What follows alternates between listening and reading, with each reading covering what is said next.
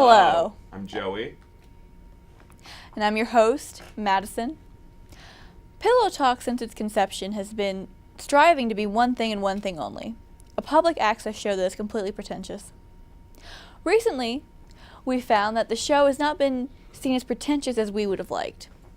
To correct that, what we will be doing tonight is a series of poetry readings by Gertrude Stein.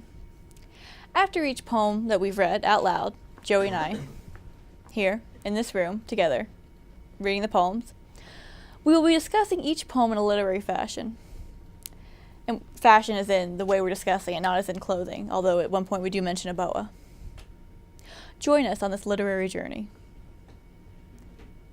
Let's begin.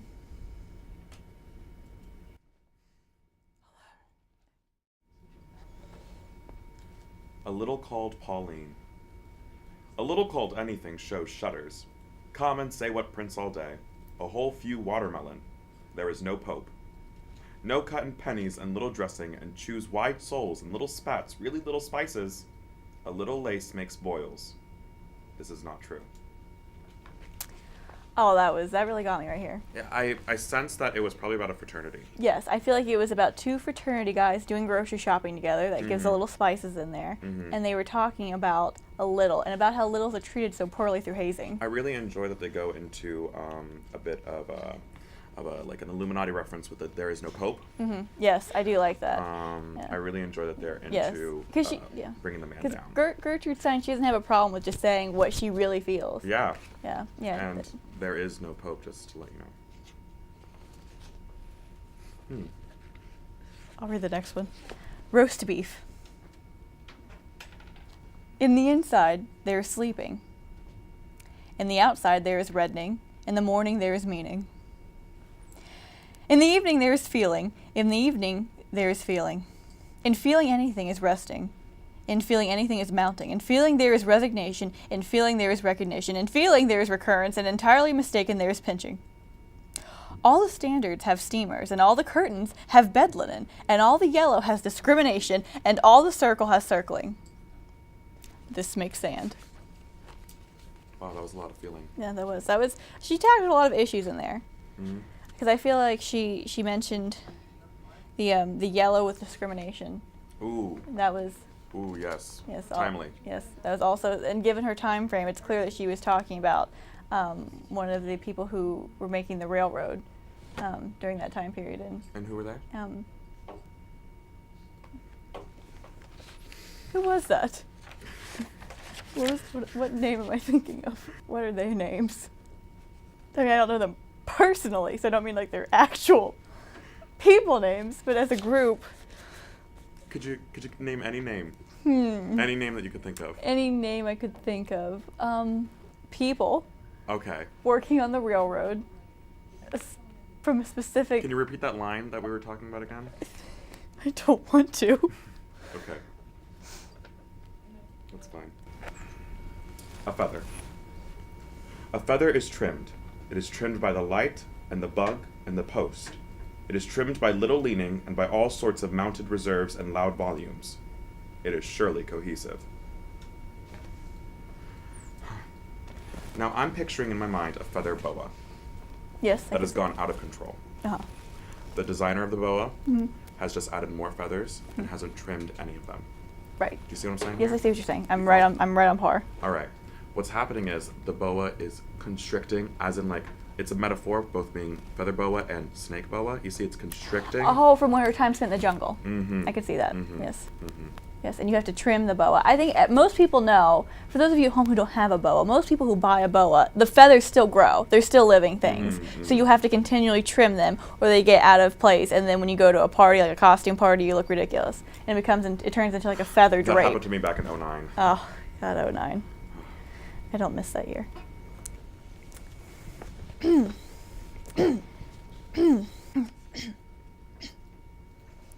A red hat.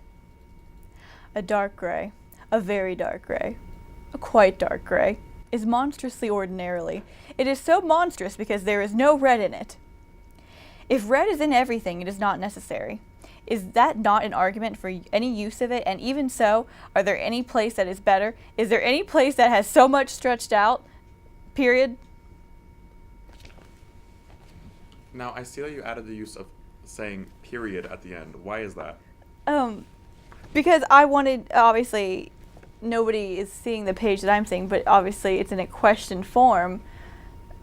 But there's a period at the end, so I felt the need to Really accentuate right, because the last line says, "Is there any place that has so much stretched out?" Which, for normal people, that would be a question. Gertrude Stein is a normal person, just to let you know. She isn't, right? That was my bad. But there's a period at the end, which is a little troubling. I prefer if you wouldn't change the work that we're reading right now, because it's written a certain way. Right. I didn't change it. I just pointed out there's a period at the end. But I'll add the commas back in. Blazed glitter. Nickel. What is nickel? It is originally rid of a copper.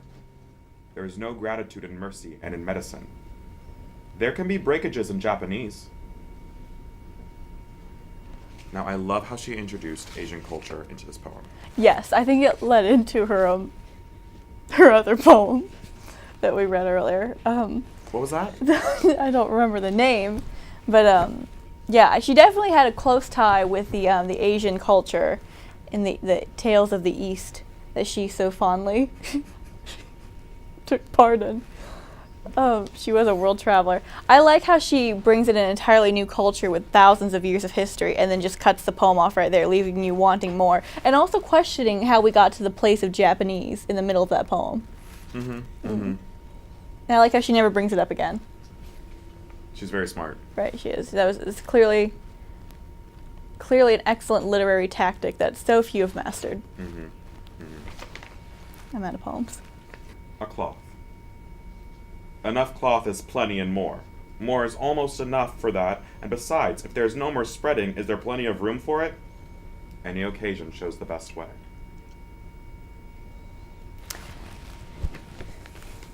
I love that poem. I really think it. What do you think it means?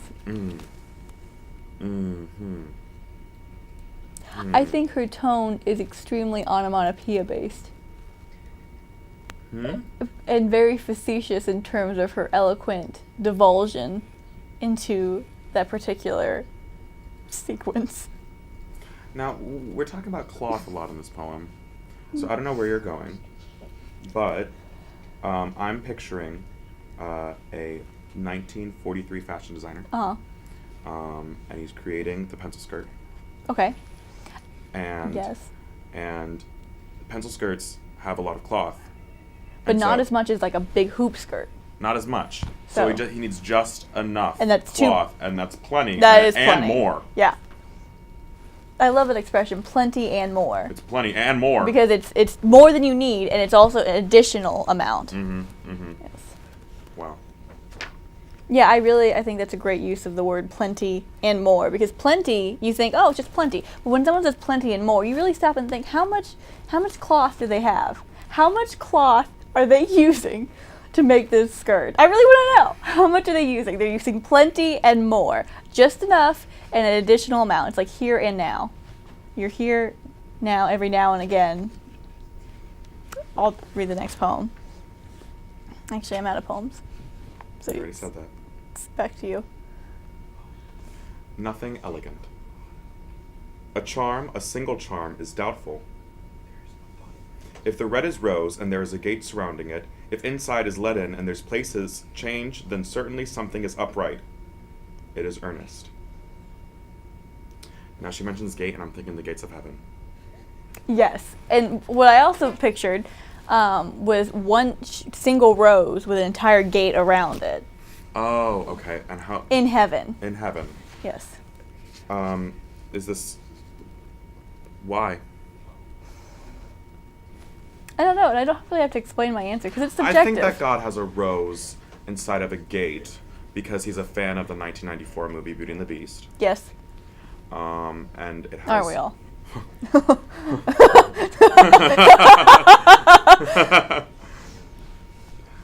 But I like where you're going with the rose, because if you look at most stained glass windows, it's usually like, you know, a stained glass window, and it's usually someone holding a baby or a rose like this, like, and they're always looking down, kind of judging you to make you think twice, but they're also holding a rose that I think signifies pain because of the thorns, because they're squeezing it super tight. Why are you squeezing it so tight? You're gonna hurt yourself. Yeah, because they're just like, I have to.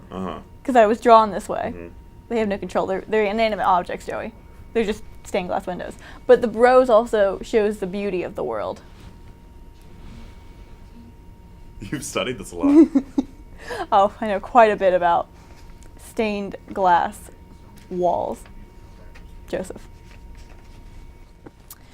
And our final poem, A Little Bit of a Tumbler.